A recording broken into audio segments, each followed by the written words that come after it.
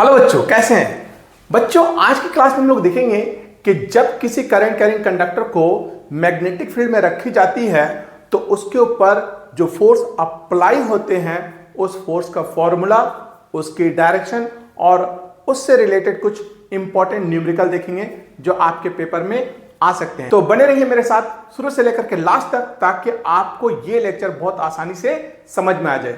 बिना देर के हुए स्टार्ट करते हैं।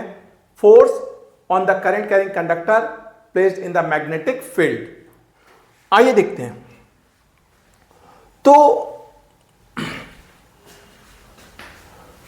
तो स्टूडेंट मान लो ये हमारा कंडक्टर है AB, ये हमारा कंडक्टर AB है जो इस मैग्नेटिक फील्ड में रखा गया है। कंडक्टर की लेंथ मान लेते हैं L है ना, ये लेंथ ऑफ द कंडक्टर है। उस कंडक्टर से जो करंट फ्लो हो रहा है वो I है और इस पर जो मैग्नेटिक फील्ड जो अप्लाई हो रहा है वो है B, मैग्नेटिक फील्ड। तो हम लोग देखते हैं कि इस पर जो फोर्स अप्लाई होगा उसका क्या फॉर्मूला होगा और उसके क्या डायरेक्शन होंगे। इसके लिए याद होगा कि इससे पहले मैंने आपके साथ डिस्कस किया है कि जब कोई चार्ज पार्टिकल किसी मैग्नेटिक फील्ड में मूव करती है तो उसके पर फोर्स अप्लाई होता है। तो ये जो कंडक्टर है, अगर इससे करंट फ्लो हो रहा है इसका मतलब ये हुआ कि इसके अंदर इलेक्ट्रॉन है वो मोशन में है और इलेक्ट्रॉन पर चार्ज होता है। इसका मतलब हम ये कह सकते हैं कि इस मैग्नेटिक फील्ड में चार्ज मोशन में है, इसलिए उसके ऊपर फोर्स अप्लाई होगा। तो उसी कॉन्सेप्ट को यूज करते हुए हम लोग इसके फॉर्मूले को ड्राइव करेंगे। तो कॉन्सेप्ट हम लोगों ने देखा है कि जब कोई चार्ज किसी मैग्नेटिक फील्ड में मूव करता है तो उसके ऊपर जो फोर्स अप्लाई होती है उसका फॉर्मूला होता है F = QB V sin theta, जहां theta angle between the magnetic field and motion of the charge, यानी यहां पर करंट की डायरेक्शन हो जाएगी। ठीक है, तो theta is the angle between magnetic field and current carrying conductor. तो अब यहां पर देखो, इस चार्ज को देखिए, क्या हम इस चार्ज को I × T लिख सकते हैं क्या? ठीक है, ये चैप्टर नंबर 3 में हमने पढ़ा हुआ है। तो इस चार्ज को I × T से रिप्लेस कर दो, इनटू में B × V साइन थीटा हो जाएगा। अब देखो यहां पर V × T, यहां पर जो V × T है इसको एक साथ ले लो तो V × T × I × B × sine theta हो जाएगा। अब देखो यहां V स्पीड है और T टाइम है। तो अगर V स्पीड से कोई चार्ज T टाइम तक ट्रेवल करता है तो ये एक डिस्टेंस हो जाएगा। तो यहां पर V × T को हम लोग डिस्टेंस यानी इस L से रिप्लेस कर सकते हैं। तो यहां हो जाएगा L I B sine theta. तो आप इसको इस तरह से याद कर सकते हो, बिल साइन थीटा, है ना। आपके घर में इलेक्ट्रिसिटी बिल आती है ना, तो बिल साइन थीटा। ठीक है, बिल साइन थीटा। तो आप इस कॉन्सेप्ट से आप इसे याद रख सकते हैं, इस फॉर्मूले को, कि F = बिल साइन थीटा होता है। ठीक है, बट जैसा कि हम जानते हैं कि फोर्स एक वेक्टर क्वांटिटी है तो हम इसको वेक्टर फॉर्म में भी एक्सप्रेस कर सकते हैं। तो आइए देखते हैं इसका वेक्टर फॉर्म क्या होगा। तो अगर हम इसको वेक्टर फॉर्म में देखने की कोशिश करें तो वेक्टर फॉर्म क्या हो जाएगा, देखिए। तो यहां पर F = I L B sine theta. ठीक है ना। अब यहां पर अगर आप इसको वेक्टर से रिप्रेजेंट करोगे तो यहां पर एक यूनिट वेक्टर से इसे मल्टीप्लाई करना होगा। तो हम यहां पर यूनिट वेक्टर से इसको मल्टीप्लाई कर देंगे, तब ये बन जाएगा F = I L cross B, क्योंकि यहां पर जो वेक्टर क्वांटिटी है वो L और B है। I तो स्केलर क्वांटिटी है, इसलिए आप इसको लिख सकते हैं F = I L cross B। तो ये हो जाएगा इसका वेक्टर फॉर्म।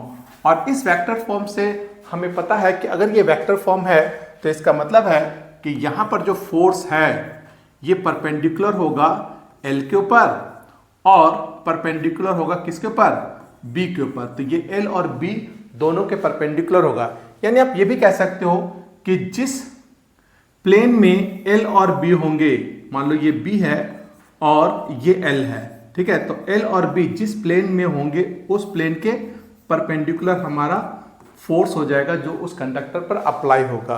तो F उस प्लेन के परपेंडिकुलर हो जाएगा। ठीक है, तो यहां थीटा L और B के बीच का एंगल है, तो F जो है उस प्लेन के परपेंडिकुलर हो जाएगा जिस प्लेन पर L और B है। सपोज करो कि मान लो ये कंडक्टर है, इससे करंट फ्लो हो रहा और मैग्नेटिक फील्ड की डायरेक्शन ऐसे है, तो ये कंडक्टर की डायरेक्शन और ये मैग्नेटिक फील्ड की डायरेक्शन, तो ऐसे सिचुएशन में जो फोर्स उस पर अप्लाई होगा वो इस प्लेन के परपेंडिकुलर हो जाएगा। ठीक है, ऐसे लाइक दिस कि ये करंट है, ये करंट है, ये मैग्नेटिक फील्ड है, तो फोर्स उसके परपेंडिकुलर हो जाएगा। ठीक है, अब आइए समझते हैं कि जो करंट कैरिंग कंडक्टर पर फोर्स अप्लाई होते हैं उसके डायरेक्शन को फाइंड आउट करने के लिए हमारे पास एक रूल है जिसको कहते हैं फ्लेमिंग का लेफ्ट हैंड रूल।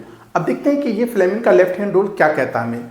तो देखिए, फ्लेमिंग का लेफ्ट हैंड रूल ये कहता है कि अगर हम लोग अपने फर्स्ट फिंगर, मिडिल फिंगर और थंब को एक दूसरे के म्यूचुअली परपेंडिकुलर कर लें, ऐसे लाइक दिस, है ना, म्यूचुअली परपेंडिकुलर कर लें, तो इस केस में जो हमारा ये फर्स्ट फिंगर है ये मैग्नेटिक फील्ड की डायरेक्शन को इंडिकेट करेगा और ये जो मिडिल फिंगर है वो करंट की डायरेक्शन को इंडिकेट करेगा। तो ये जो हमारा थंब है ये उस कंडक्टर पर लगने वाले फोर्स की डायरेक्शन को बताएगा। ओके, अब आइए देखते हैं कुछ numerical related with the topic. तो देखिए, पहला क्वेश्चन क्या कहता है कि एक कंडक्टर है जिसकी लेंथ 1 मीटर है और इससे 5 एम्पीयर की करंट फ्लो हो रही है। अगर ये मैग्नेटिक फील्ड में रखा गया जिसका स्ट्रेंथ 0.4 टेस्ला है और एंगल 30 डिग्री है, तो बताओ उस कंडक्टर पर लगने वाला फोर्स की वैल्यू क्या होगी। तो ये बहुत सिंपल है। देखिए, जैसा कि हमारे पास फॉर्मूला है F is equal to I L B sine theta, right.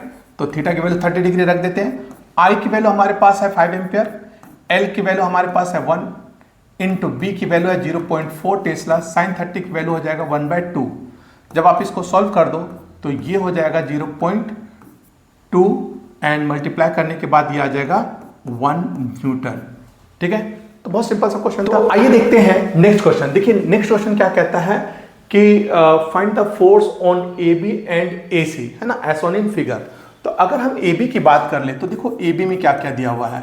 A B जो हमारा कंडक्टर है उसमें जो करंट है वो 5 एम्पियर होगा, क्योंकि देखो करंट ऐसे जा रहा फिर ऐसे जा रहा है, इसका मतलब है कि जो करंट है वो हमारा 5 एम्पियर है। ठीक है, 5 एम्पियर।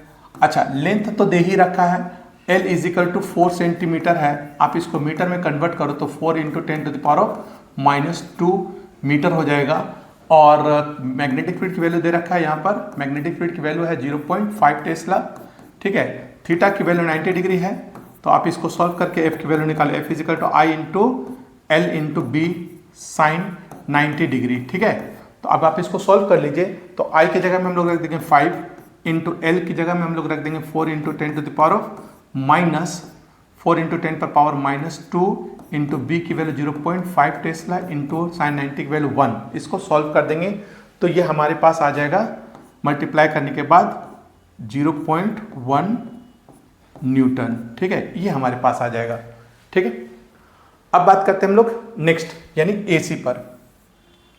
जब हम एसी की बात करें तो एसी का लेंथ नहीं दिया हुआ है, तो एसी की लेंथ सबसे पहले निकालेंगे। देखो, ये 4 दिया हुआ है, ये 3 दिया हुआ है, तो पाइथागोरस थ्योरम यूज करके एसी की वैल्यू निकाल लेंगे 5 सेंटीमीटर। तो यहाँ पर एसी के लिए लेंथ हो जाएगा 5 इंटू 10⁻⁻2 मीटर, क्योंकि वो सेंटीमीटर में है। बी एज इट इज है हमारे पास 0.5 टेस्ला। ठीक है, और थीटा यहाँ पर देखो, थीटा बहुत इंपॉर्टेंट है कि थीटा हमें समझ में नहीं आता है कि थीटा की वैल्यू कितनी दी हुई है। तो थीटा को देखिए, ये 135 नहीं होगा, क्योंकि जो करंट की डायरेक्शन है वो कुछ ऐसे है ना। अगर आप देखो तो लेंथ जो हमारा वो इस डायरेक्शन में है, तो थीटा हमें लेंथ और मैग्नेटिक फील्ड के बीच लेना होता है। तो थीटा की वैल्यू ये हो जाएगी जो कि 45 होगा।